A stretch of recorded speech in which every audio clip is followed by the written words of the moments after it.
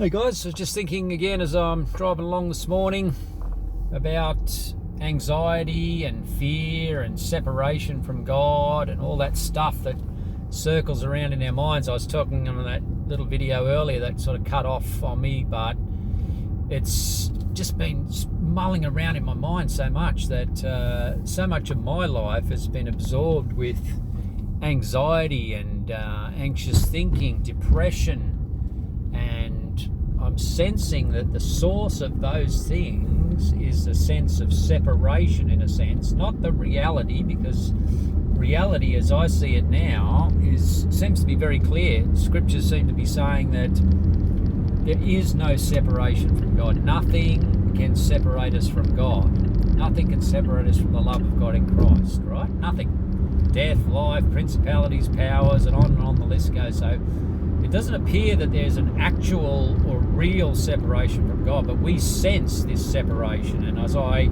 sort of meditated on that and kind of went in further, I sensed that there was the picture of the vine and the abiding in the vine there from John 15. I think it is John 15. Anyhow, the vine and the branches is the source. So there's this source of life in which we're connected into, and as we feel the separation from that, it's like the picture I got this morning, it's like that we're sort of like a branch that's been broken off in a severe storm. The minute before the storm, it was like vibrant and alive. There was energy and life rushing through it and creating leaves and fruit. So it was a fruitful limb, but then the storm comes, breaks it off, and there's this branch just laying on the ground. It's now in a sense of separation from the vine. It's separated from the root, from the source of its life. And whilst it's not dead as such, it's going to die off as it lays there disconnected from the source. And I'm thinking about my own life in that sense and reflecting back and seeing how many times I've been like that branch on the ground, disconnected, not abiding, and it feels lifeless. It feels like I'm dying off as I'm separate in my mind only from the source being Christ, who is all in all. And so there's this just constant, so I'm going around in my mind and I'm thinking about how does all this work. So it's all about being present, as I was speaking about earlier in the video, being present now, right now, and in the presence is fullness of joy. To be in His presence, their presence, is fullness of joy. To be separate in our minds is to be joyless, or could we say depressed. And to have depression, now that's something that I've suffered with greatly in my life. I've had some very, very severe bouts of depression. And in that depression, there feels like there is this separation. There feels like this aloneness.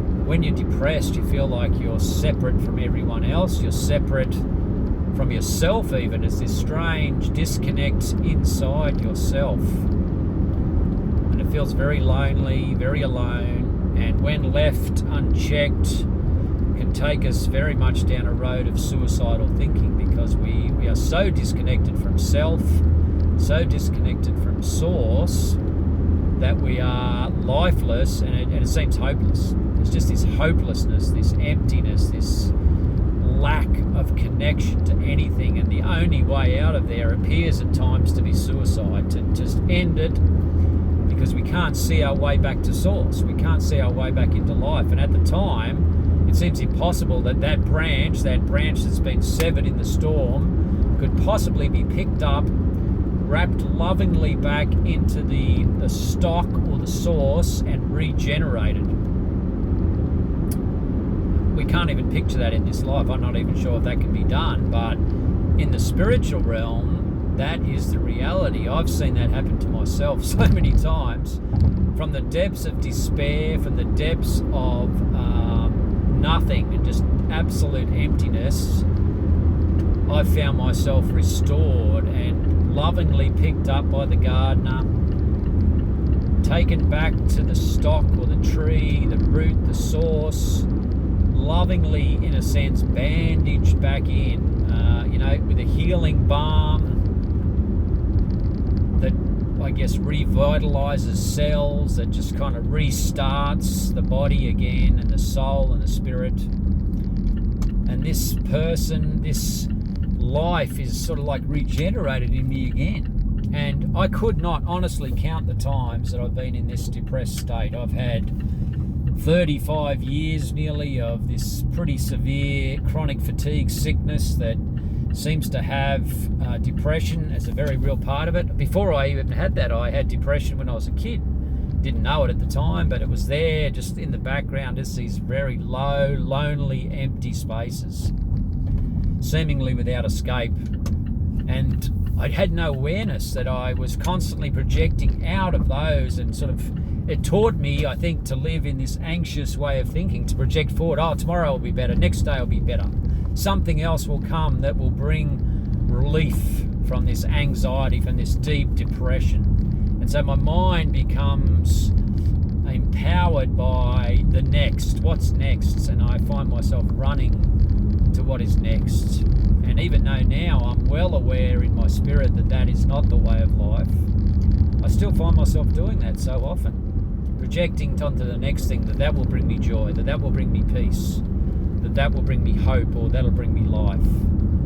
I now know on another level, on the deeper spiritual level, that I'm my source, which is the Christ, who is in everything. There is no separateness, there is no separation from that. No matter how I'm feeling, I'm grafted into the vine, deeply enmeshed in a good, healthy way, that all my energy, my vitality is found in them. How do I continue that? How do I find that as my real life, and that to become my everyday life? So this morning, as I've gone off, I've been out in the car for an hour or so, driving around, picking up some stuff. I'm reflecting on this, I'm meditating on it, and something really interesting that came to me just only a few minutes ago, and I really wanted to share this, was that I can participate in making my life more fruitful. I'm a participant. I'm not just a victim of my life. So I'm not a victim of depression, of anxiety, of fear. I'm not a victim of my circumstances, of the way I was brought up, of the way I felt separate even from birth, in a sense, from my parents, and so on and so forth. I'm not a victim of that. I can actually break back into the source and participate in being grafted in a sense, by doing, now that I am in spirit, I can be a participant, a co-creator in the fruitfulness of my life, right? So rather than rambling more about that, I just wanted to focus in on what that looks like for me. So as the thoughts come across the mind, the anxious thinking, the stressed mind, the anxious racing mind that says, I've got to go forward or backward in reflection and think about the past or the future, I can actually stop those thoughts, and like the pruning, I can actually prune them back, right? So as a thought comes to my mind, it's a very practical thing. I can choose, right? I'm not a victim. I can actually choose, do I want to meditate on that thought of anxious thinking, of stress, worry or concern about the future? Or can I choose to cut that off and remain or abide in the vine? Now, this is an very old early church spiritual teaching. To abide in Christ, to abide in the vine, is to have spiritual life. I can choose that. I can be a participant. I'm not a victim of these thoughts just racing across my mind. I'm noticing that more and more as I become more meditative, as I become more contemplative.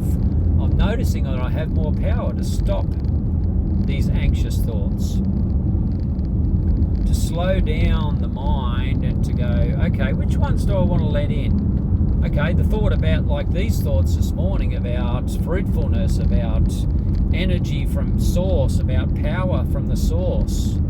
These thoughts about seeing pictures of the tree on the ground, and these thoughts about going into more meditative spaces. These are all healthy ones. I want to let them in. I'm going to let them in, and not only going to let them in, but I'm going to maintain them. I'm going to stay with them. I'm going to hold them there for a time and turn them over, have a look at them from the other side, like a beautiful gemstone, if you like. have a look at it and go, where does this fit with me? How does this work for the body? How can this help other people to grow and to know more and more who they are? How does it help them to be more in Christ? How does it help me? So much to be found there. So I can let those thoughts in, but then I can see the other ones coming that are saying, hey, what about tomorrow, Tony? What about what you've got to get done today? Shouldn't you be focusing on that? Shouldn't you have your attention worrying about your future, your superannuation, your retirement? Yeah, should I?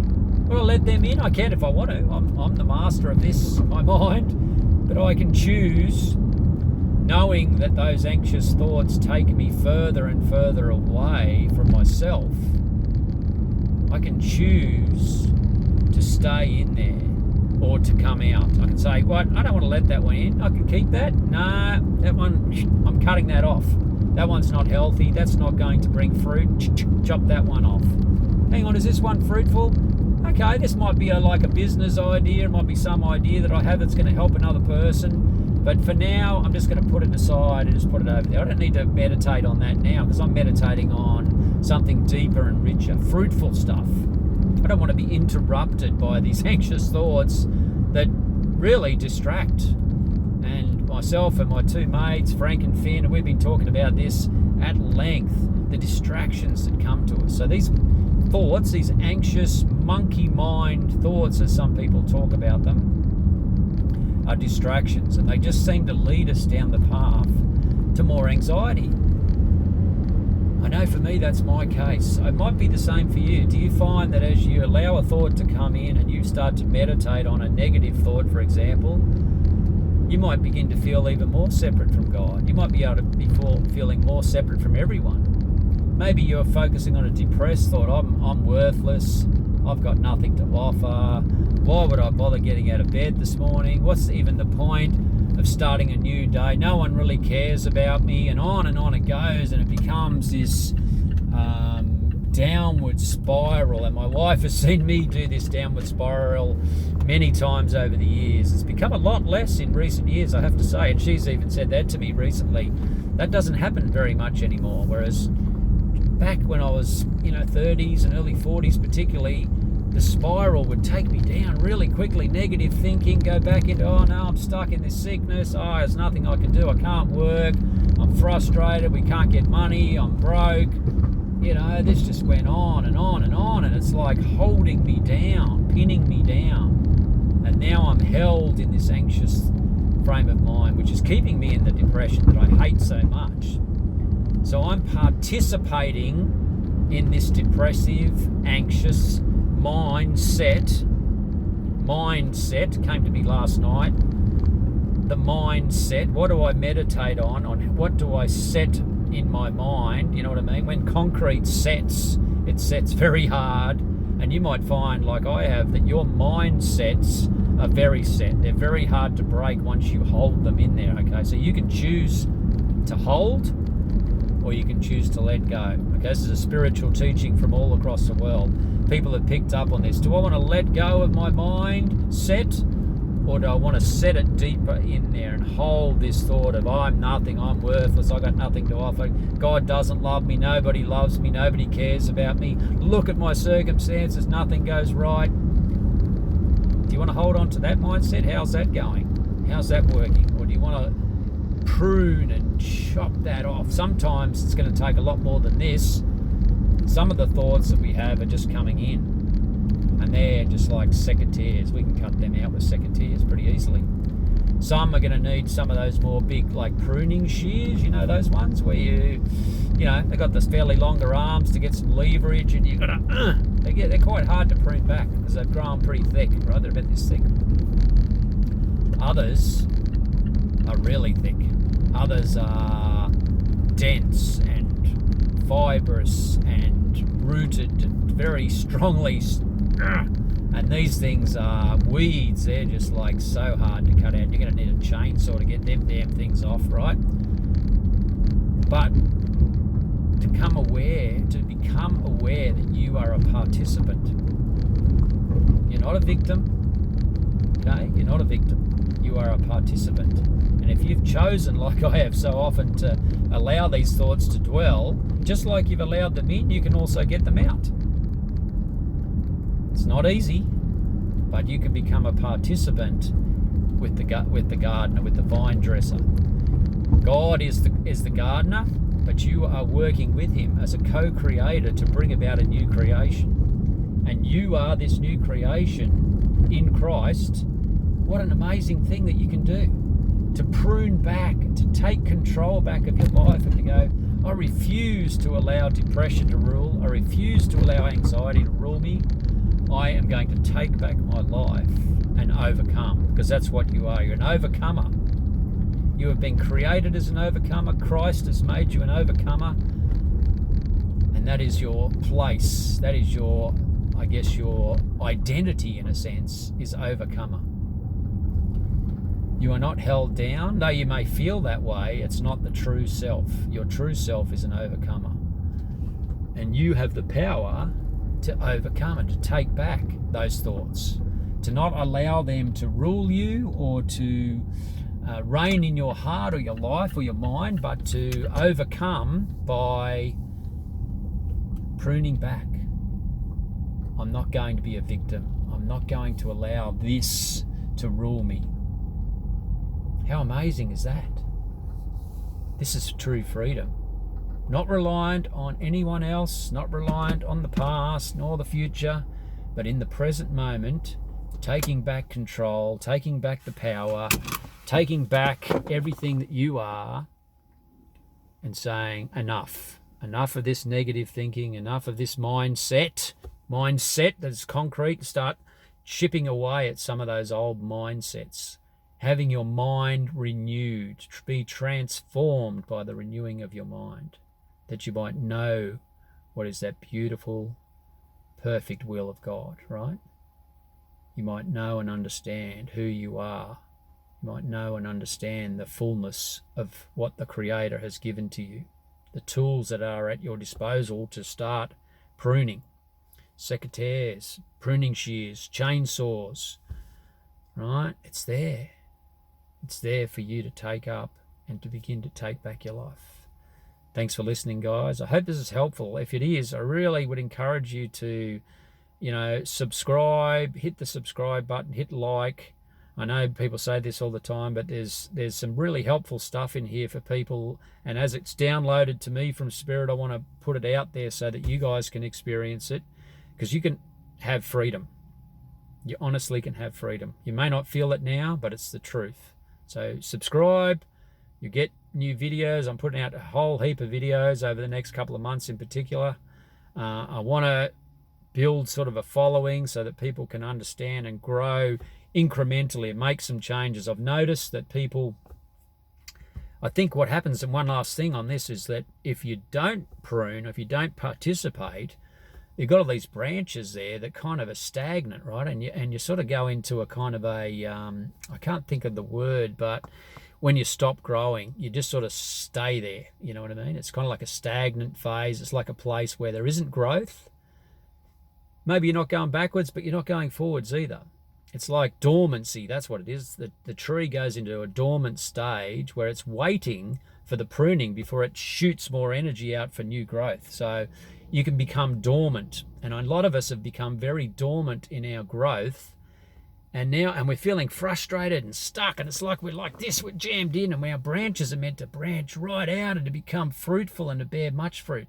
If you haven't borne any fruit for some years and you haven't seen some pretty miraculous changes, maybe you're stuck in a dormant stage and you need to begin to participate in cutting off some of this thinking, some of these old mindsets, and to go out and to take on some new stuff. Take some risks. Talked about that a lot. Not going to go there now. Just something to think about. Maybe some pruning. Maybe it's pruning time for you. Thanks for listening.